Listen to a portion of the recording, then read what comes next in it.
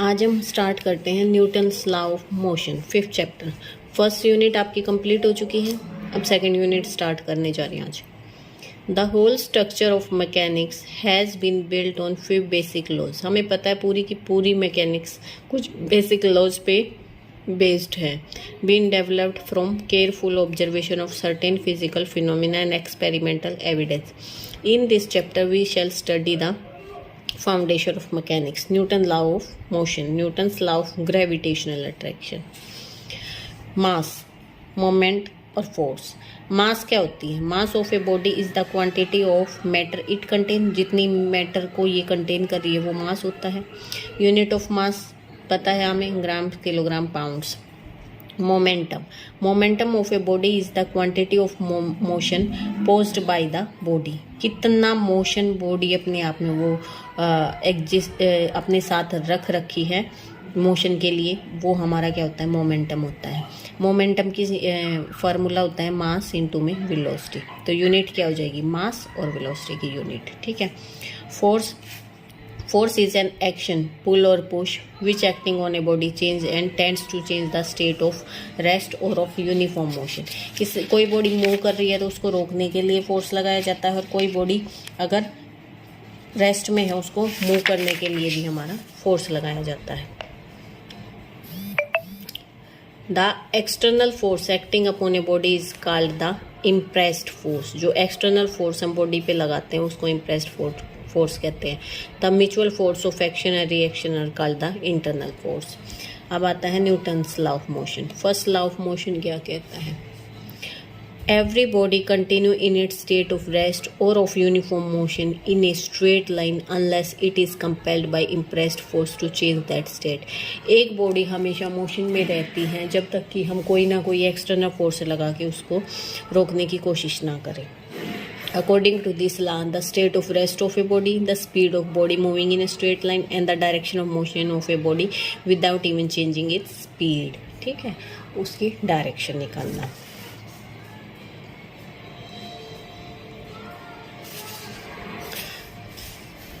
The statement of the first law of motion contains two parts. As long as no external force or a body at rest will forever remain at rest, and a body moving uniformly in a straight line will continue its motion in the same direction.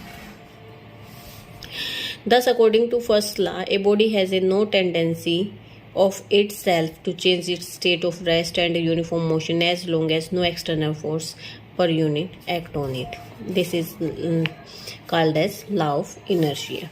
फिर आता है second. ये definition बेटा पढ़ लेना, हो सकता है एक एक दो दो नंबर वाले क्वेश्चन में आ जाए। Second law of motion, the rate of change of momentum is directly proportional to the impressed force and take place in the direction of the force. ठीक है, और वो क्या होता है? Mass into acceleration.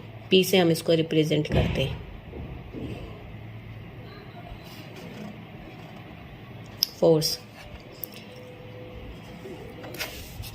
जैसे let an external force P act on a mass m moving with velocity v, and according to the second law of motion we have P is rate of change of momentum, that is derivative of mv, that is this one। Derivative निकालते हैं। k क्या है? Constant का, proportionality का constant है, ये आ गया हमारा kmf।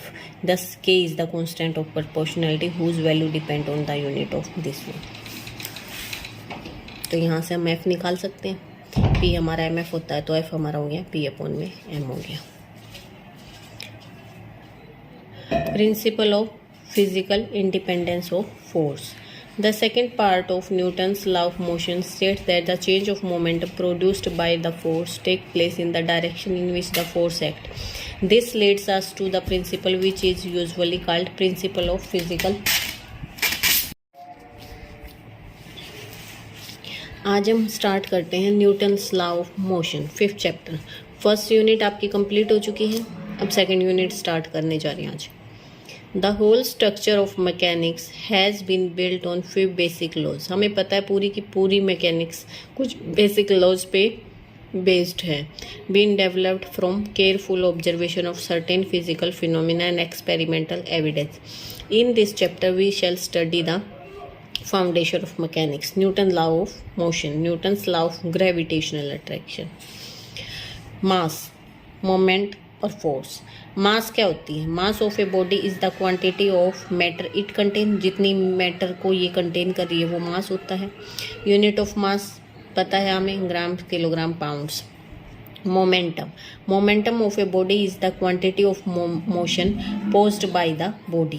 कितना मोशन बॉडी अपने आप में वो एग्जिस्ट अपने साथ रख रखी है मोशन के लिए, वो हमारा क्या होता है? मोमेंटम होता है। मोमेंटम की फार्मूला होता है मास इनटू में वेलोसिटी। तो यूनिट क्या हो जाएगी? मास और वेलोसिटी की यूनिट। ठीक है। Force, force is an action, pull or push, which acting on a body change and tends to change the state of rest or of uniform motion।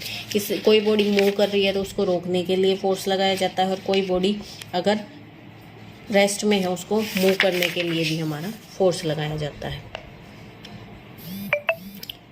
The external force acting upon a body is called the impressed force. जो external force हम body पे लगाते हैं उसको impressed force कहते हैं। The mutual force of action and reaction are called the internal force. अब आता है Newton's law of motion. First law of motion क्या कहता है? Every body continue in its state of rest और of uniform motion in a straight line unless it is compelled by impressed force to change that state. एक body हमेशा motion में रहती है जब तक कि हम कोई ना कोई एक्सटर्नल फोर्स लगा के उसको रोकने की कोशिश ना करें।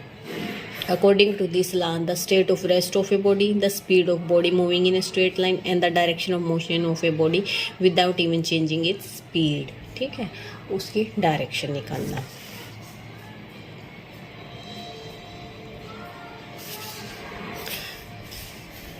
The statement of the first law of motion contains two parts. As long as no external force are, a body at rest will forever remain at rest, and a body moving uniformly in a straight line will continue its motion in the same direction. Thus, according to first law, a body has a no tendency of itself to change its state of rest and uniform motion as long as no external force per unit act on it. This is called as law of inertia। फिर आता है second. ये definition बेटा पढ़ लेना, हो सकता है एक एक दो दो नंबर वाले क्वेश्चन में आ जाए। Second law of motion, the rate of change of momentum is directly proportional to the impressed force and take place in the direction of the force. ठीक है, और वो क्या होता है? Mass into acceleration. पी से हम इसको रिप्रेजेंट करते हैं। फोर्स जैसे let an external force P act on a mass m moving with velocity v, and according to the second law of motion we have P is rate of change of momentum, that is derivative of mv, that is this one। Derivative निकालते हैं। k क्या है? Constant का, proportionality का constant है, ये आ गया हमारा kmf। thus k is the constant of proportionality whose value depend on the unit of this one। तो यहाँ से हम f निकाल सकते हैं। p हमारा mf होता है तो f हमारा हो गया p अपॉन में m हो गया। Principle of physical independence of force. The second part of Newton's law of motion states that the change of momentum produced by the force take place in the direction in which the force acts. This leads us to the principle which is usually called principle of physical produced by a force take place in the direction which the force act. This leads us principle which is usually called the principle of physical independence of force. It states that each force acting on a body produce an effect on its own direction। कि किसी body पे जब हम force act कर रहे हैं तो उसकी डायरेक्शन पे इफेक्ट पड़ता है irrespective of the pressure of the other force. ये डिपेंड नहीं करता कि प्रेशर किस डायरेक्शन से आ रहा है। Third law of motion, to every action there is an equal opposite reaction. हर एक्शन के लिए एक अपोजिट रिएक्शन होगा, equal. By action we means the force exerting. Action से हमारा मतलब है जो हम फोर्स एक्सर्ट कर रहे हैं on one body on another. By the reaction we mean जो फोर्स सेकंड बॉडी फर्स्ट पे अप्लाई कर रही है। एक फोर्स तो हम अप्लाई कर रहे हैं किसी चीज़ के ऊपर, एक फोर्स तो हम किसी बॉडी के ऊपर अप्लाई कर रहे हैं, ये एक बॉडी है, इसके ऊपर हम अप्लाई कर रहे हैं, और एक फोर्स जो ये बॉडी हमारे ऊपर अप्लाई कर रही है, तो ये अपोजिट रिएक्शन है। When a box is placed on a table, the box press the table with the force of this. अगर किसी बॉक्स को हम टेबल पे रखते हैं तो वो डाउनवर्ड डायरेक्शन में उसको फोर्स करती है, इस टेबल को, ठीक है। And as a reaction the table press the box with a force upward, और टेबल उस बॉक्स को अपवर्ड डायरेक्शन में फोर्स करती है। और आर क्या हो जाएगा हमारा M G. Both R and M G act along the common normal in opposite direction, दोनों इक्वल होंगे लेकिन अपोजिट डायरेक्शन में होंगे। हाउ डू वी वॉक, हम कैसे चलते हैं। Every time we place our step forward, आगे रखते हैं। We push the ground backward, हम अपने पैरों से जमीन को पीछे की तरफ धकेलते हैं। By the third law of motion the earth push us forward, ठीक है। लेकिन अगर थर्ड लॉ ऑफ मोशन हमारे चलने पे हम लगाए तो हमारा क्या है कि हम जमीन को पीछे धकेल रहे हैं और अर्थ हमें फॉरवर्ड आगे की तरफ धकेल रही है। Because the mass of the man is negligible as compare to earth, क्योंकि आदमी का मास क्या है, नेग्लिजिबल है अर्थ के कंपैरिजन में। Assuming that the ground is not smooth, हम मान लेते हैं ग्राउंड स्मूथ नहीं है। There is a force of friction which resist slipping, जो हमें फिसलने में रोकती है। We move forward due to this force of friction, हम आगे मूव करते हैं इस फ्रिक्शन के फोर्स की वजह से। And the motion of earth backward is negligible, और अर्थ का मोशन बैकवर्ड डायरेक्शन में क्या हो जाएगा, नेग्लिजिबल हो जाएगा। ये तो यूनिट्स हैं फोर्स की। फिर आता है वेट ऑफ ए बॉडी, हमें पता है वेट क्या होता है, मास इनटू में एक्सेलरेशन एम जी, और जी हमारा क्या है, एक्सेलरेशन ड्यू टू ग्रेविटी, ठीक है। एक्चुअल में जी भी ग्रेविटी भी लगा सकते हैं, इसके यूनिट्स पढ़ लेना, ठीक है। एग्जाम्पल हम कल करेंगे।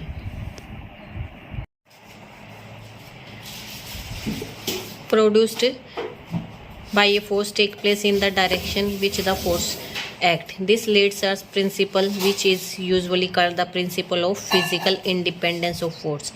It states that each force acting on a body produce an effect on its own direction. कि किसी बॉडी पे जब हम फोर्स एक्ट कर रहे हैं तो उसकी डायरेक्शन पे इफेक्ट पड़ता है irrespective of the pressure of the other force.